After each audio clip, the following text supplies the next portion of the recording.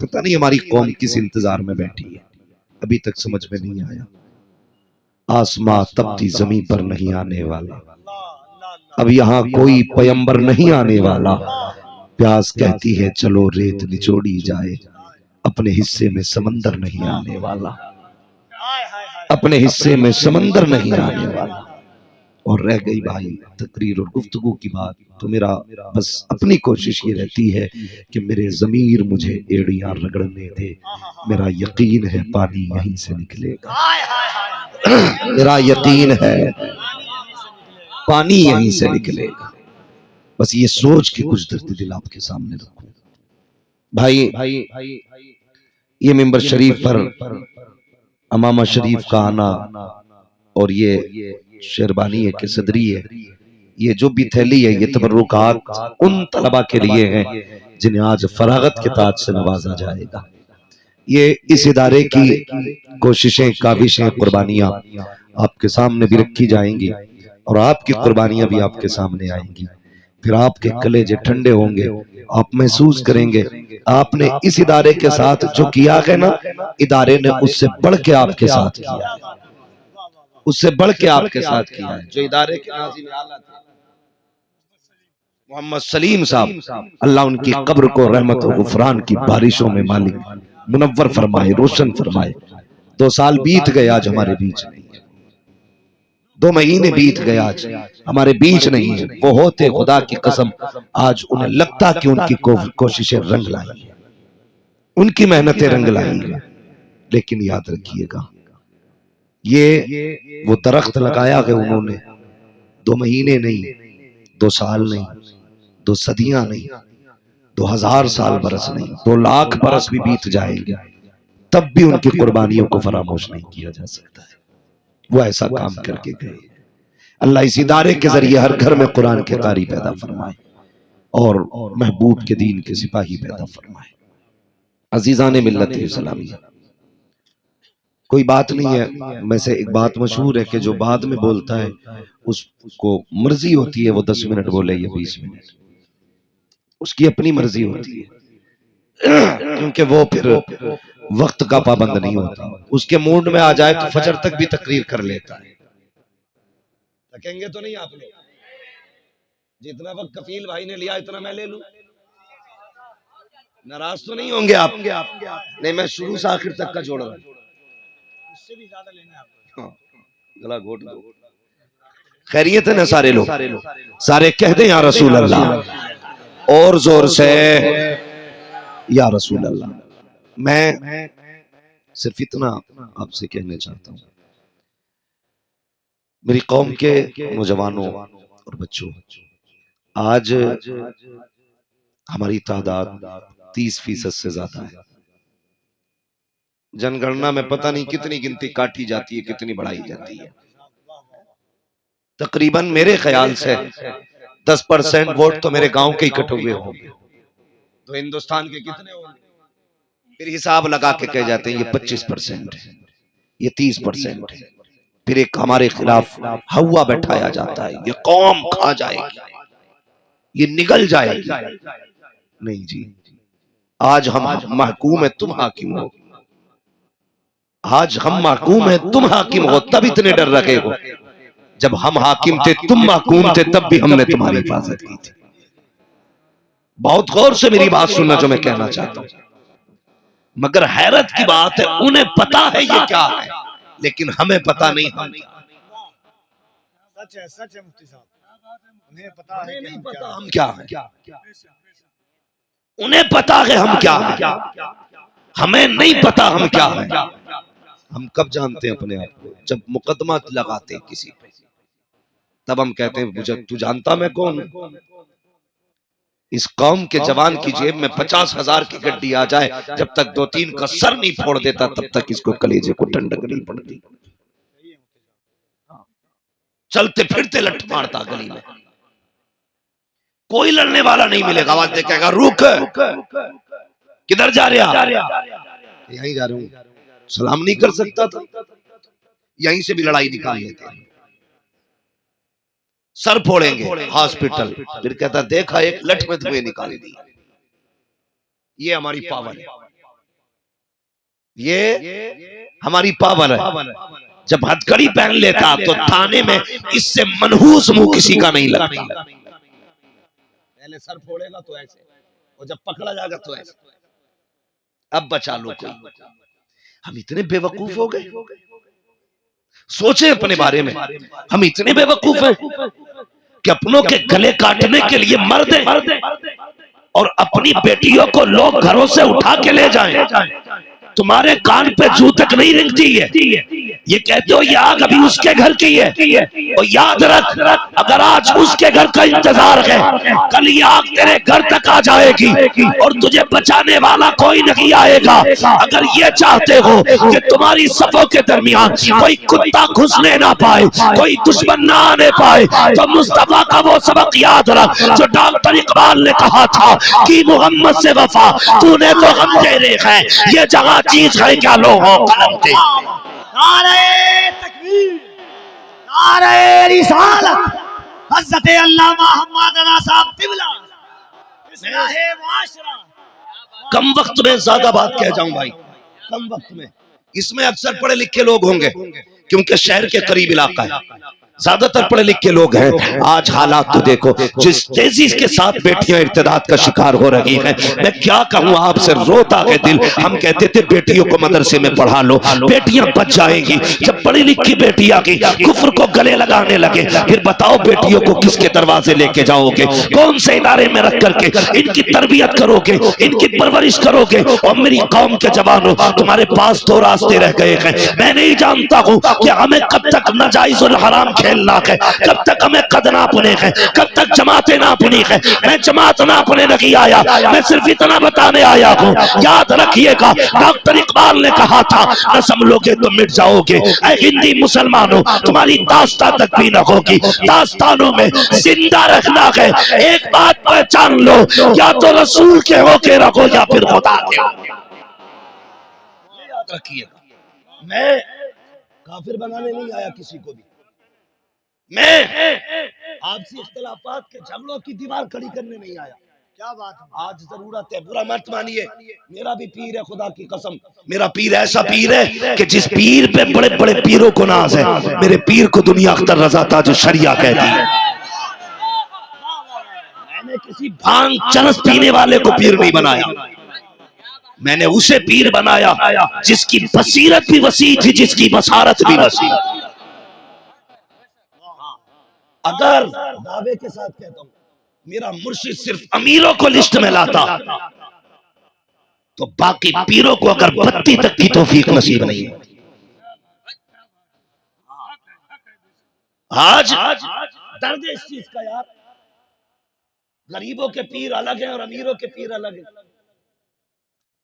हाँ, इसका दामन नहीं छोड़ेंगे, उसका नहीं छोड़ेंगे। खैरत लूट के रखती पूरी कौम की। हालात तो देखो होते क्या जा रहे हैं। मैं तो सारे मशाइख से हाथ जोड़ के कहता हूँ, खुदा के वास्ते निकलो। जब बेटियां इर्तिदाद का शिकार हो रही हैं, कोई तो फैसला करके इस कौम को दो। आज ये कौम बिना रहनुमा के है, आज इस कौम के पास कोई मुक्तदा नहीं है। सब अपनी रोटियां सेक रहे हो। कोई कहता मेरे पीर 1.5 लाख हो गए, कोई कहता मेरे मुरीद 3 लाख हो गए, कोई कहता 1.25 लाख हो गए। और यार मुरीद गिनते रहोगे, हुजूर की उम्मत को कब देखोगे? ये तबाह हो रही है, इसे मुक्तदा की जरूरत है। आए कोई खालिद बिन वलीद जो कौम को बचाने वाला हो, आए कोई मोहम्मद बिन कासिम, आए कोई सलाहुद्दीन अय्यूबी। हम भी चाहते हैं तेरा नसब कुछ भी हो, सिलसिला कुछ भी हो, अगर उम्मत का नहीं है तो हमारा नहीं हो सकता,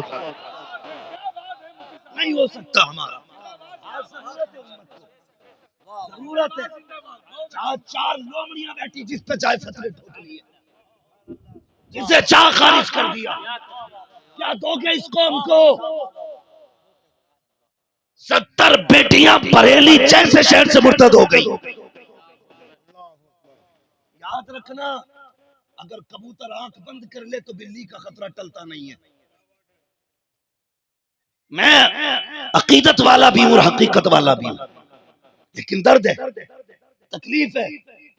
हम पेरिस में घूमे, उम्मत की बेटियां लुट रही हैं, हमें लंदन से फुर्सत नहीं है, बेटियों के सर पे कोई चादर डालने वाला नहीं है। हम क्या करेंगे? भूल गए तुम? आज जरूरत है मुस्तफा का किरदार फिर से दोहराया जाए। जरूरत है इस बात की। ये नहीं जिसने मुसाफे मोटे किए उसका पीर बड़ा करीबी हो गया। जिसके पास पैसे देने को लिए नहीं, उससे मुसाफे के भी 3 दिन के वादे किए जाते हैं।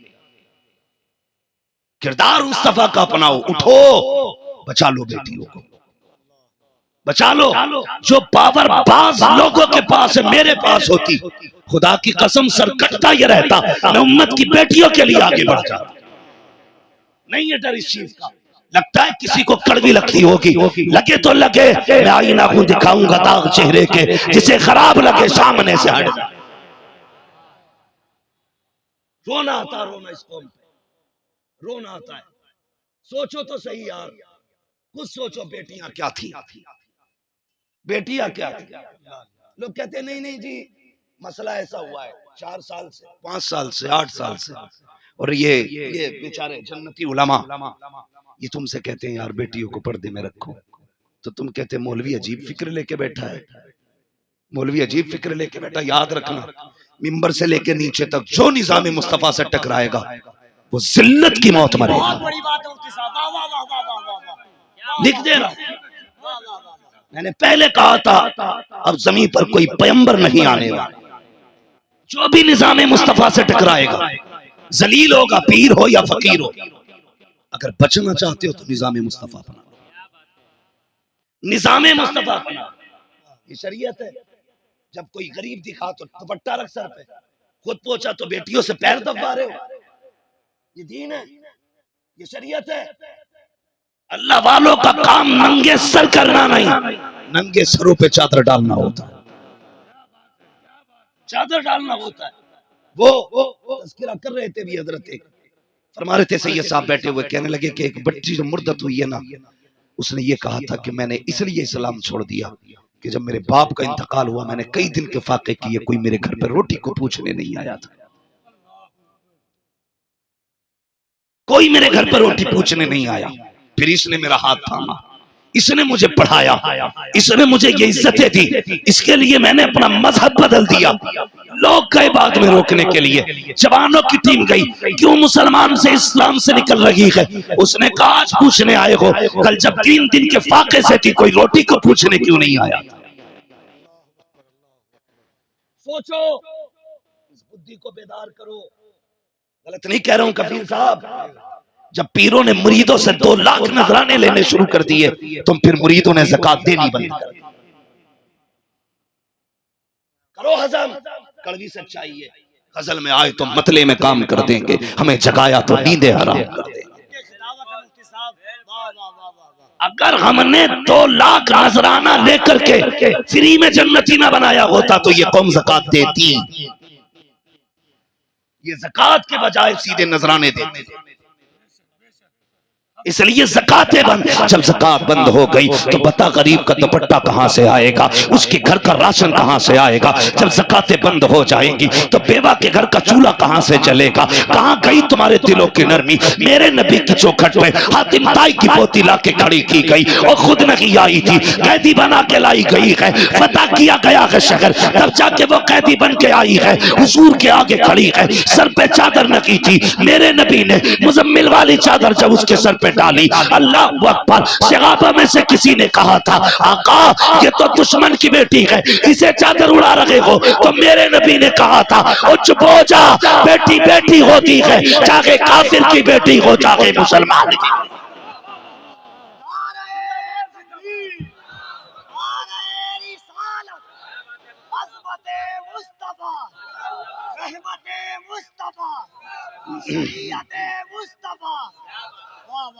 और जानते हो अगली बात सुनो, तुम अपनी बहू को माफ नहीं कर सकते। आज खुल के बोलूंगा मैं, मौत एक बार आनी है, मत बुलाना पाए मुरा लंग ने इस मुल्क के खुदा तंग ने। ये क्यों गई दूसरे के प्यार के लिए तेरे घर से बाहर, मुझे बताओ। दिल है ना सबके, है ना दिल, बोल क्यों नहीं रहे। सबके है ना दिल। ये सोच रहे हो ना फ्री जन्नत नहीं बांट रहा, मैं मसला के आला हजरत वाला हूं और तुम में सबसे पक्का बरेली वाला हूं। ये बात अलग है कि मैं खाली नारे लगाने वाला बरेलवी नहीं, उम्मत का दर्द रखने वाला बरेलवी। ये बात याद रखना। हाँ, मैं भी चाहूं तो हाथ चुमवाऊंगा, घर तक लोग आएंगे चूमने, लेकिन क्या करोगे, मरने के बाद सारे ही मिट्टी हो जाने, कीड़े खा जाएंगे। जिस्म वो सलामत रहेगा जिसने हुजूर की शरीयत पे भी पहरा दिया होगा, हुजूर की इज्जत पे भी पहरा दिया। कान खोल के सुन, मेरी बात सुना। मैं एक मुसाफे में जन्नत नहीं बांट सकता, जन्नत मेरे बाप की नहीं, जन्नत रसूल पाक की।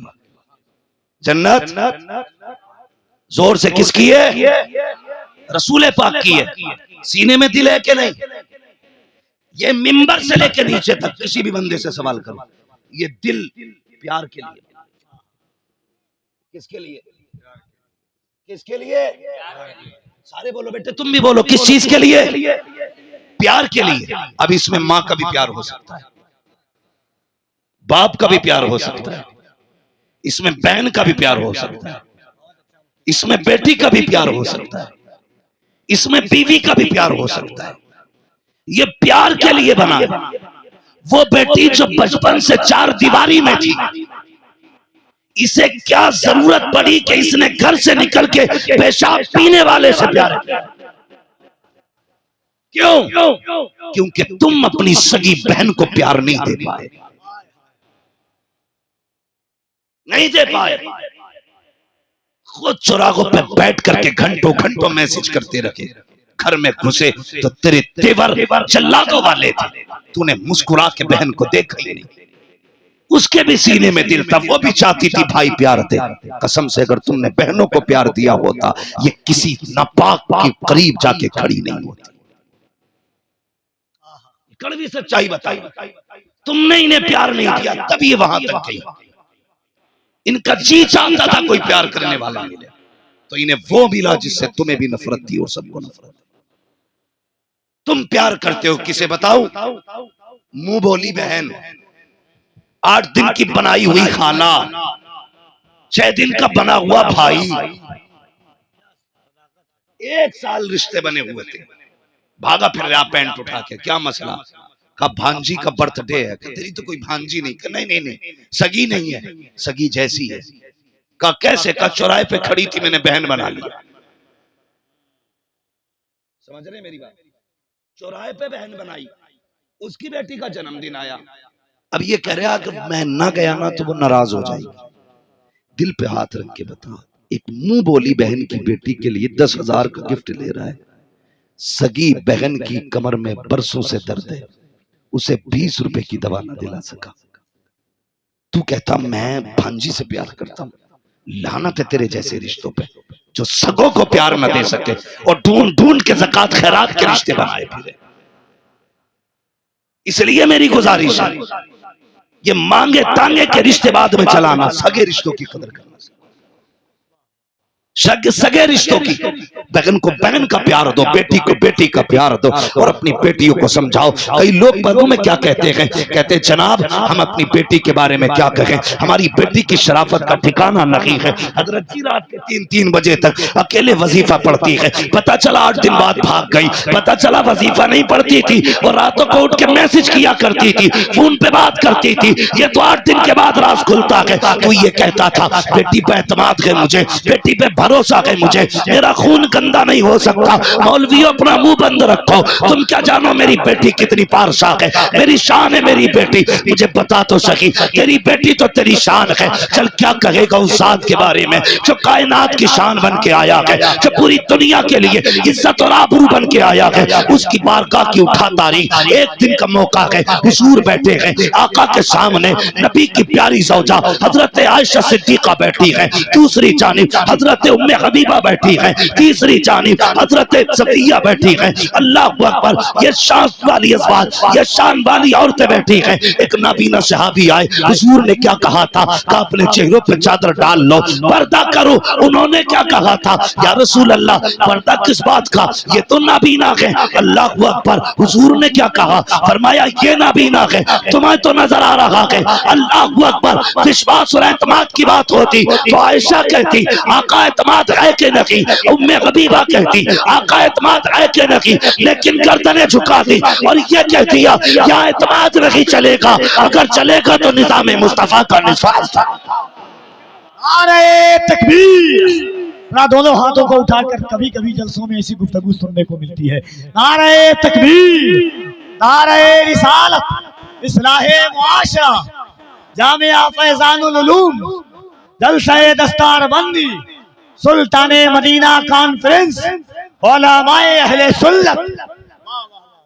नौजवानों, मौलवी सिर्फ रोकेंगे कुछ नहीं होगा, मेरी कौम को बेदार होना पड़ेगा और मर्दों के साथ साथ बेटियों को भी बेदार होना पड़ेगा। बेटियों को बेदार होना पड़ेगा। अगर कोई बेटी मुर्तद होती है, बेटियों की जिम्मेदारी है उसकी खैरियत लें। बेटियां जागे और कोशिश ये करें कि उम्मत की बेटियों को बचाना। मैं अगर ये बताऊं कि उम्मत पे हुजूर का एहसान कितना बड़ा है, तो बड़ा वक्त चाहिए। कभी इंशाअल्लाह अगर मुझे सही वक्त तुमने तकरीर के लिए दिया तो मैं फिर मुकम्मल गुफ्तगू करूंगा। आज तो बड़े इख्तिसार से मैं बात कर रहा हूं, बड़े इख्तिसार के साथ। जानते हो पर्दा क्या है, जानते हो हया क्या है? लोग कहते नहीं, मैंने अपनी बेटी से बात की थी, उसने कहा था अब्बा तुझे अपने खून पे भरोसा नहीं। कितनी आसानी से बेवकूफ बनाया जाता है। अब्बा तुझे अपने खून पे भरोसा नहीं है। अब्बा कहता मेरा खून गंदा कैसे हो सकता है, मेरा खून नापाक कैसे हो सकता है? कहा फिर भरोसा कर, तेरी बेटी तेरी नाक नहीं कटने देगी। 8 दिन बाद नाक नहीं गर्दनी कटवा दी, गर्दनी कटवा दी बेटी ने। सुनिएगा, तवज्जो है सारे लोगों को। खत्म कर दिया जाए। बताओ बताओ, बहुत बढ़िया माशाअल्लाह। मुझे ऐसा लग रहा है कि बात खत्म कर दी। तवज्जो है भाई आप लोग, थोड़ा सा बहुत गौर से मेरी बात सुने, बहुत गौर से मेरी बात सुने।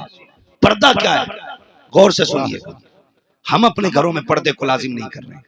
दो बातें हैं, या तो बेटियां पढ़ानी बंद कर दो, ये तो मुमकिन नहीं है, फिर स्कूल अपने बना लो।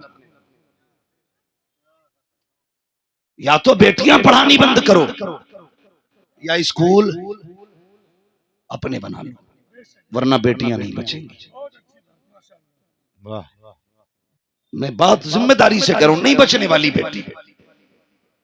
जितनी भी घरों की इज्जतें गई हैं पढ़ाई के बहाने से गई हैं, तालीम के बहाने। वो इमाम साहब की बीवी भी चली गई, वो भी एग्जाम देने गई थी। मतलब ये स्कूल लेके डूब गए। और हमारी कौम ने 5 स्टार होटल तो बना लिया याशी के लिए, लेकिन कौम के लिए एक इंग्लिश मीडियम स्कूल नहीं बना सके।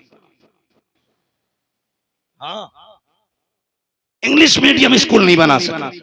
वो तो भला हो इन उलमा का, कम से कम इन्होंने तुम्हारी जूतियां खा के, गालियां खा के, ताने सुन के, इतना अजीम इदारा खड़ा करके ये बता दिया ज़माना हमारे खिलाफ हो जाए, हम खिदमत दीन को कभी बंद नहीं कर सकते। वाह वाह वाह वाह। ये मदरसे भी जो खड़े हैं ना, ये इनकी अपनी हिम्मत और ताकत की वजह से खड़े, वरना कौम ने कमी नहीं छोड़ी है इन्हें भी गिराने। जी जी जी, हक है, नहीं छोड़ी है। इतनी पार्टियां बंदियां हो जाती है मदरसों को लेके। बदलो सोच, या तो बेटियां रोक लो या फिर स्कूल अपने बनाओ। क्या करोगे बताओ, बोलो। स्कूल बनाएंगे, स्कूल बनाएंगे, स्कूल इंशाअल्लाह बनाओगे स्कूल। देखो कितनी बेहिस कौम है, फर्क नहीं पड़ रहा इस बात से। बेटियां चली गई, 7-10 लाख बेटियां अब तक मुर्तद हो चुकी। कितनी? 10 लाख अब तक मुर्तद हो चुकी हैं। और तुम्हें ये फितना नहीं लग रहा है? किसी एक को कलमा पढ़ा के दिखा, पूरी जिंदगी कहता फिरेगा जन्नती हूं, मैंने एक मुसलमान बना ली है। और जो 10 लाख गई है, इनका हिसाब कौन देगा? कौन देगा इनका हिसाब? तुम्हें देना पड़ेगा। तुम्हें कोई पीर बचाने नहीं आएगा। ठेकेदारों को लाना मेरे पास, मैं भी पूछूंगा उससे। इतनी सस्ती जन्नत है? धोखा देते हैं कि नहीं मेरे हो गए तो जन्नती हो गए। अगर इतनी सस्ती जन्नत थी, हुजूर ने क्यों नहीं कहा था हुसैन से मेरा हो गया जन्नती हो गया? मत जाना करबला। क्यों नहीं कहा था बिलाल से कि छोड़? चर्बी मत उधड़वा, उन्हें नहीं पता था, सिर्फ तुम जानते हो इतनी सस्ती जन्नत है। इतनी सस्ती जन्नत नहीं है, खुदा की कसम। कभी जन्नत सिर्फ सर झुकाने से मिल जाती है और कभी जन्नत सर कटाने से मिला करती है। याद रखना, होश में आ जाओ, कोई ठोका दे ठगे आके पी, ऐसे नहीं बख्शे जाओगे। हिसाब दोगे, हिसाब एक एक बेटी का, एक एक बेटी का हिसाब दोगे। कह नहीं जी अपनी बेटी है, पर्दा कितना जरूरी है सोच भी नहीं सकते। खुदा की कसम, आप तारीख पढ़े, तारीख में 3 ज़ैनबों की मिसाल है। नंबर 1 नबी की ज़ौजा ज़ैनब, नंबर 2 नबी की बेटी ज़ैनब, नंबर 3 नबी की नवासी ज़ैनब। बोले जरा सुभान अल्लाह। सुभान अल्लाह। ये पैसे उठा के ले जाओ, मगर खुदा के बंदो जरा बोलो जो मैं कह रहा हूं। बहुत बढ़िया है। कितनी ज़ैनबें हो गई जोर से? कितनी? 3 ज़ैनबें। हुजूर की ज़ौजा ज़ैनब, हुजूर की, जोर से, हुजूर की, अभी पीछे वाले नहीं बोल रहे, हुजूर की और हुजूर की, सुभान अल्लाह, जो बोल गए अल्लाह उन्हें सलामत रखे। 2 ज़ैनबों की जात बड़ी, तीसरी ज़ैनब की बात करूं जिसे शहजादी फातिमा ज़हरा कहा जाता है। ये वो ज़ैनब है जिसने सबसे पहले 7 साल में कुरान हिफ्ज कर लिया। ये है अली की बेटी ज़ैनब, 7 साल की उम्र में जिसने हिफ्ज कर लिया था कुरान। और कूफे की गलियों में सबसे पहले कुरान की तफसीर बयान करने वाली का नाम सैयदा ज़ैनब है। छोटी बात नहीं है, बड़ी बात। सबसे पहली तफसीर बयान करने वाली औरत कूफे में सैयदा ज़ैनब की जात। बेशक। किसकी बेटी है ये? सारे बोले जोर से, जोर से। डर क्यों रहे हो? ना यहाँ कोई खारजी बैठा ना राफजी बैठा है। हम वो हैं जो हर वली को मानते हैं, मौला अली को भी मानते हैं। और सिर्फ मौला अली को नहीं जानते, हुजूर के चारों यारों को भी मानते हैं, मुस्तफा के सारे जानिसारों को भी मानते हैं। अली वाले भी, अमीर माफिया वाले भी। कलेजा फटे तो फटे किसी का, हम वो हैं सबसे अफजल हम अबू बकर को मानते हैं हुजूर के बाद। और शान उमर की भी कम नहीं है, शान उस्मान की भी कम नहीं है, शान अली की भी कम नहीं है। सारे शान वाले। ये तो चोर हैं जो लड़ा रहे हैं तुम्हें, छछुंदर हैं जो बदबू फैलाते। जब ये अपने दौर में थे तो ये 1400 साल बाद कैसे दुश्मनी? मेरी समझ में बात आज तक नहीं आई, इनकी आज तक बात समझ में नहीं आई। इमाम ज़ैनुल आबिदीन जिनके घर की बात है, उनसे किसी ने कहा था कि अबू बकर उमर का हुजूर से क्या रिश्ता है और हजरत अली का क्या रिश्ता है? अल्लाहू अकबर।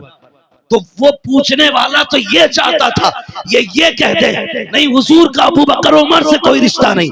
लेकिन इमाम ज़ैनुल आबिदीन ने क्या कहा था? फरमाया था आ तुझे कह के नहीं, तुझे दिखा के बताता हूं।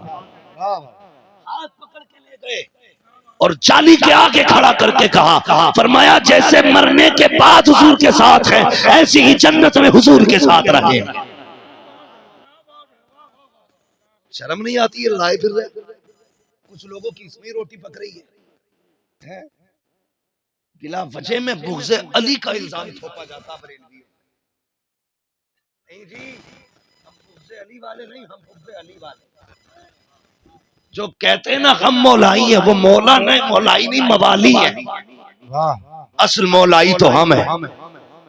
हमसे पक्का मौलाई कौन है? चल बरेली से आवाज आती है, तेरी नस्ले पाक में है।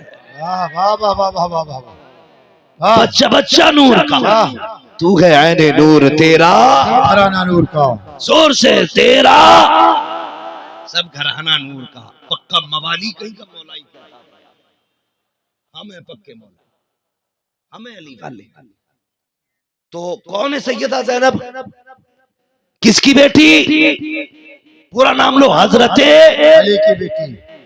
पहलवान होके बैठे हो कई टाइम रोटी खा के, उनका नाम कमजोर लेते तो बड़े बड़ों की कमर तोड़ देता है।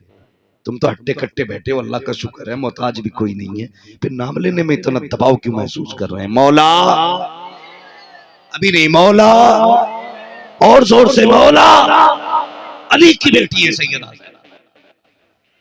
परवरिश किसने की है? सैयदा फातिमा ने।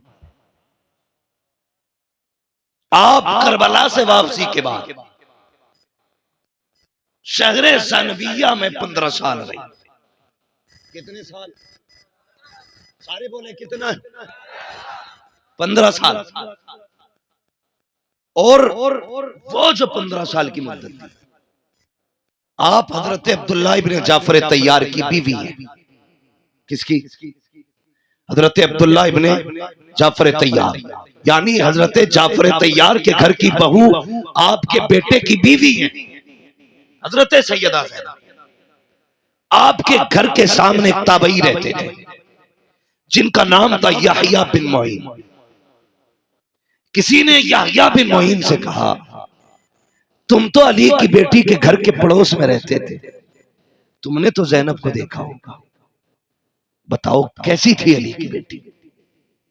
बताओ कैसी थी अली की बेटी?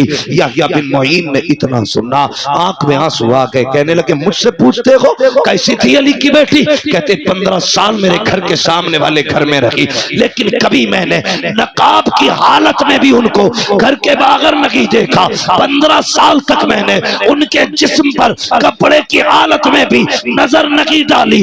आलम तो ये था, जब आपका वक्त विसाल आया, हजरत अब्दुल्ला इब्ने जाफर तैयार आए, कहने लगे ज़ैनब मैं नाना की शरीयत देख के आया हूँ, बीमारी की हालत में डॉक्टर से मशवरा करना, दवाई लेना, ये इजाजत है शरीयत में। हजरत ज़ैनब ने इतना सुना, कहती मुझे जरा उठा के बैठाइए।